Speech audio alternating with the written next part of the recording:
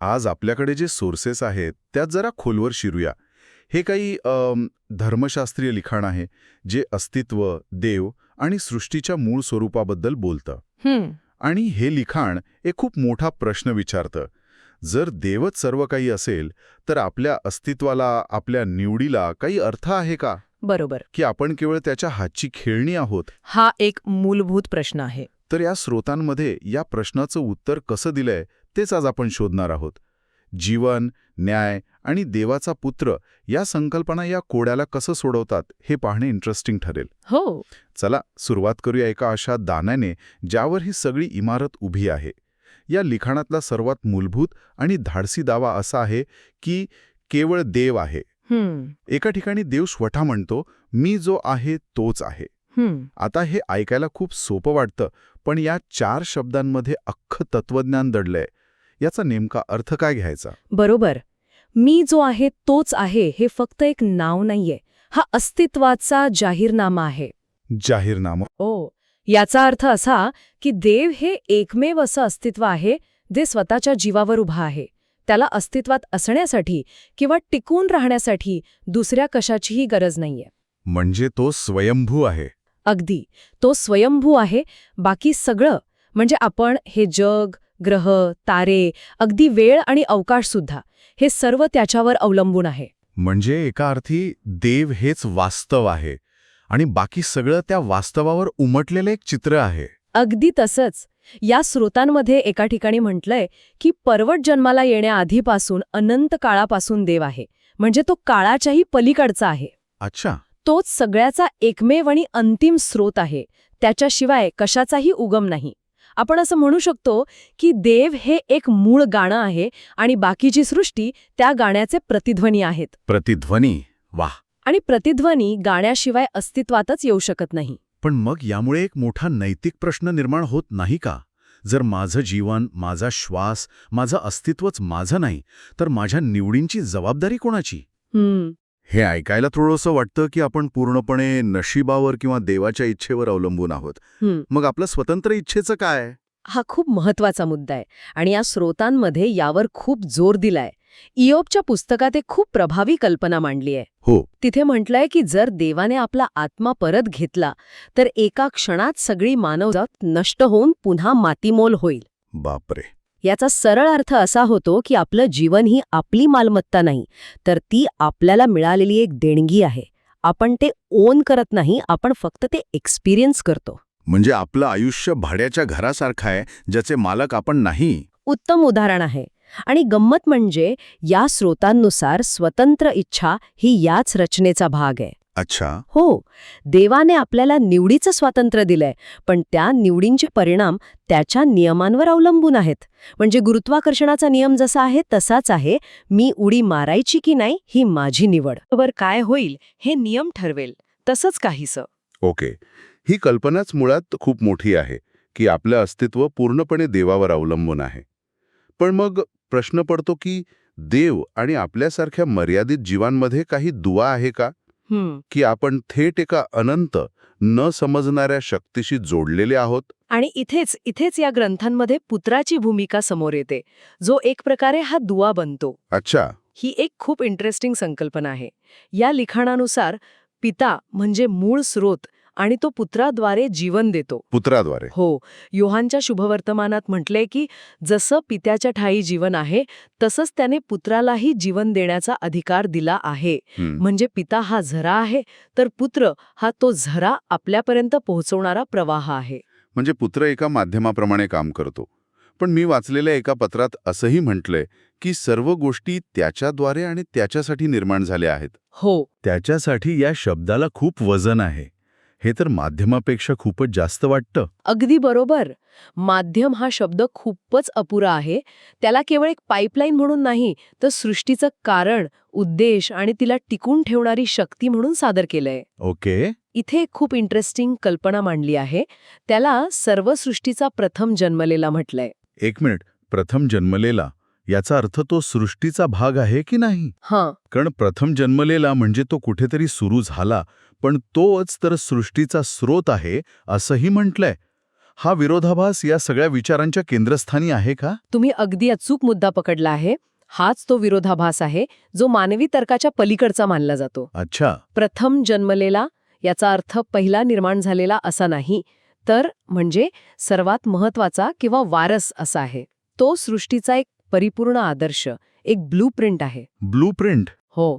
सृष्टी कशी असावी याचं मूर्तिमंत स्वरूप म्हणजे पुत्र. आणि यातील सर्वात धक्कादायक कल्पना ही आहे की हा पुत्र, हा आदर्श स्वतः एक सृष्ट प्राणी म्हणजे माणूस बनतो. जेणेकरून तो आदर्श कसा जगायचा हे स्वतःच्या उदाहरणाने दाखवू शकेल. एक्झॅक्टली. तो केवळ नियम सांगत नाही, तर तो ते नियम जगून दाखवतो. तो दाखवतो की देवाच्या प्रतिरूपात बनवलेल्या मानवाने कसं असावं. आणि म्हणूनच या लिखाणानुसार न्यायाचा सगळा अधिकार त्याला दिला आहे. अच्छा, म्हणजे न्याय करणारा तोच आहे जो स्वतः त्या नियमानुसार जगला आहे. हे लॉजिकल वाटतं. हो. पण मग या न्यायाचे परिणाम काय आहेत? 2 मार्गांबद्दल काहीतरी उल्लेख आहे. हो. या न्यायाचा उद्देश शिक्षा करणं नाही, तर गोष्टींना त्यांच्या योग्य जागी ठेवणं आहे. योग्य जागी ठेवणं. हो. योहानच्या पुस्तकात याला जीवनाचं पुनरुत्थान आणि न्यायानिवाड्याचं पुनरुत्थान असं म्हटलं आहे. हे बक्षीस आणि शिक्षेपेक्षा जास्त कार्याच्या परिणामांबद्दल आहे. म्हणजे हे असं आहे की समजा एक वनस्पती आहे. जर ती सूर्याच्या दिशेने वाढली तर तिला जीवन मिळेल. हे झालं जीवनाचं पुनरुत्थान. बरोबर. पण जर ती अंधारात वाढली तर ती कोमेजून जाईल. हा तिचा न्यायनिवाडा झाला, जो तिच्या निवडीचाच थेट परिणाम आहे. अप्रतिम. तुम्ही अगदी योग्य शब्दात मांडलंय. धन्यवाद. जे पुत्राच्या आदर्शाशी म्हणजेच जीवनाच्या मूळ स्रोताशी जुळवून घेतात ते खऱ्या अर्थाने परिपूर्ण जीवन जगण्याची संधी मिळवतात. आणि जे करत नाहीत? आणि जे जुळवून घेत नाहीत ते आपण निवडलेल्या मार्गाचा अंतिम परिणाम भोगतात. त्यामुळे पुत्राची भूमिका आदर्श, जीवनदाता आणि न्यायाधीश अशी तिहेरी आहे. हे सगळं ऐकून असं वाटते की आपण एका खूप मोठ्या कॉस्मिक ड्रामाचे पात्र आहोत. हो, खरंय. आणि या स्रोतामध्ये अस्तित्वाच्या बाबतीत आणखी काही चक्रावून टाकणाऱ्या गोष्टी आहेत. जसं की देव अस्तित्वात नसलेल्या गोष्टींना अस्तित्वात आणतो. म्हणजे काय? शून्यातून विश्व निर्माण करतो असं म्हणायचंय का? हो. आणि त्याहूनही अधिक यातून निर्माता आणि सृष्टी यांच्यातलं प्रचंड अंतर दिसतं. अच्छा. आपलं आकलन, आपली समज वेळ आणि अवकाशाच्या मर्यादेत अडकलेली आहे. आपल्यासाठी एखादी गोष्ट आहे किंवा नाही. हो. पण देवासाठी, जो या सगळ्याच्या पलीकडे आहे, त्याच्यासाठी नसलेली गोष्ट सुद्धा एक शक्यता आहे जिला तो वास्तवात आणू शकतो. हे तर डोकं चक्रावून टाकणार आहे. म्हणजे भूतकाळ, भविष्यकाळ या सगळ्याच्या पलीकडे जाऊन तो वास्तवालाच आकार देतोय असं म्हणायचंय का? या स्रोतांनुसार हो. यात एक छान उदाहरण दिले. काय? जसे एखादा प्रौढ माणूस लहान मुलाला क्वांटम फिजिक्स समजावण्याचा प्रयत्न करतो. तो कितीही सोपं करून सांगायचा प्रयत्न केला तरी मुलाच्या आकलन शक्तीला मर्यादा आहेत. खरंय. तसंच देव जे प्रकट करतो तेच आपण जाणू शकतो. आणि हे ज्ञान या ग्रंथानुसार पवित्र आत्म्याद्वारे मिळतं. आपण आपल्या छोट्या खोलीत बसून ब्रह्मांडाचा स्वरूपाबद्दल अंदाज लावू शकत नाही. खरे. तर या संपूर्ण प्रक्रियेचा, या कॉस्मिक ड्रामाचा शेवट काय आहे? सृष्टी, पुत्र, न्याय या सगळ्याचा अंतिम टप्पा काय?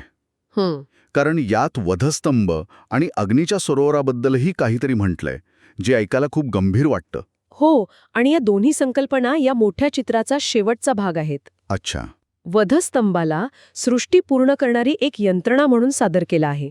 तो सर्व गोष्टींचा देवाशी समेट घडवतो आणि पापाची म्हणजे देवाच्या इच्छेपासून दूर जाण्याची शक्यताच कायमची नष्ट करतो. एक मिनिटं. पापाची शक्यताच नष्ट करतो? हो. म्हणजे भविष्यात कुणीही चुकीचा मार्ग निवडू शकणार नाही असं? बरोबर. ही परिपूर्णतेची अवस्था आहे. ओके. आणि यानंतर येतो अग्नीचा सरोवर.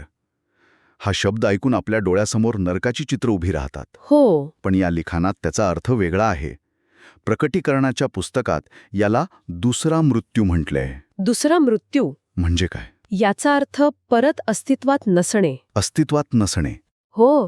ही देवाच्या शासनाशी, त्याच्या प्रेमाच्या नियमांशी कायमस्वरूपी जुळवून न घेणाऱ्या प्रत्येकाची अंतिम स्थिती आहे. ही शिक्षा नाही, तर हा एक तार्किक शेवट आहे. तार्किक शेवट? हो.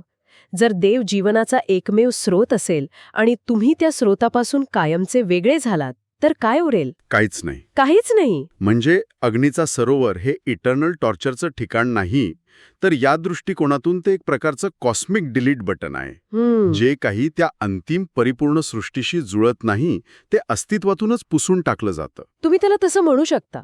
ही एक खूप गंभीर पण तार्किक कल्पना आहे. यात ते सर्व समाविष्ट आहेत ज्यांची नावे जीवनाच्या पुस्तकात नाहीत. म्हणजे जे जीवनाच्या स्रोताशी जोडलेले नाहीत. अगदी. तर मग अंतिम ध्येय हे पुत्राच्या प्रतिरूपात परिपूर्ण झालेली एक अशी सृष्टी आहे जिथे आज्ञाभंग किंवा पाप शक्यच नाही. बरोबर. जिथे प्रत्येकाची स्वतंत्र इच्छा देवाच्या इच्छेशी पूर्णपणे एकरूप झाली आहे. अगदी बरोबर. आणि ही एकरूपता भीतीने नाही तर प्रेमाने साधलेली आहे. प्रेमाने. हो. अशी सृष्टी जिथे प्रत्येक प्राण्याची स्वतंत्र इच्छा परिपूर्ण झाली आहे, ज्याचा आदर्श प्रथम जन्मलेला पुत्र आहे, जो स्वतः देव असूनही सृष्ट बनला. अंतिम ध्येय हे प्रेमाद्वारे चालणारं विश्व आहे. आणि या प्रेमाची व्याख्या देवाच्या आज्ञा पाळणं अशी केली आहे. जिथे देवाच्या इच्छेशी पूर्णपणे एकरूपता आहे, तिथेच खरं अनंत जीवन आहे, असं हे ग्रंथ सांगतात. तर मग आपण आपल्या मूळ प्रश्नावर परत येऊया. जर देवच सर्व काही असेल तर आपल्या निवडीला अर्थ आहे का? या सगळ्या चर्चेनंतर असं वाटतंय की या स्रोतांनुसार आपल्या निवडींना प्रचंड, अगदी अनंत महत्त्व आहे. हो, बरोबर. कारण आपली प्रत्येक निवड आपल्याला जीवनाच्या स्रोताच्या जवळ किंवा दूर घेऊन जात असते. बरोबर. आपल्या निवडीच आपलं अंतिम वास्तव ठरवतात. हे ग्रंथ असं सांगतात की देव आपल्यावर काही लादत नाहीये. तो फक्त आपल्याला वास्तवाचा नकाशा दाखवतोय. नकाशा? हो. आणि त्या नकाशावर एकच मार्ग आहे जो खऱ्या जीवनाकडे जातो. तो मार्ग निवडायचा की नाही हे पूर्णपणे आपल्यावर आहे. म्हणजे निवडीचं वजन खूप मोठं आहे. हो. आपल्या निवडी या केवळ आपल्या नाहीत, तर त्यांचं वजन वैश्विक आहे. वाह!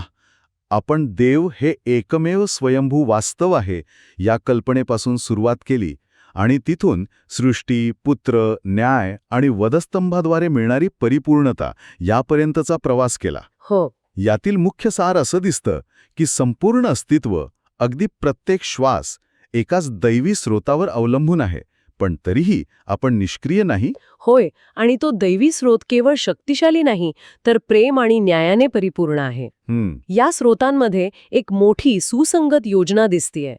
सृष्टीला पुत्राच्या आदर्शाद्वारे आपल्या निर्मात्याचं परिपूर्ण प्रतिबिंब बनवण्याची एक विशिष्ट योजना. यात निवड, न्याय आणि अंतिम परिपूर्णता या सगळ्याचा समावेश आहे. ऐकणाऱ्यांसाठी एक शेवटचा विचार सोडून जातो. नक्कीच. या दस्तऐवजात आपण पाहिलं की पुत्र जो सर्व काळ आणि अवकाशाला टिकवून ठेवणारा आहे, तो स्वतः वेळ आणि अवकाशात एक सृष्ट प्राणी, एक माणूस बनून आला. हो.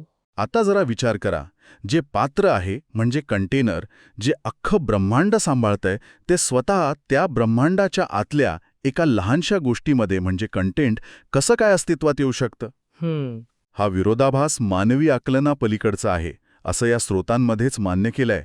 हे आपल्याला अनंत आणि मर्यादित अस्तित्वाच्या स्वरूपाबद्दल एका मोठ्या चक्रावून टाकणाऱ्या प्रश्नासोबत सोडून जातं.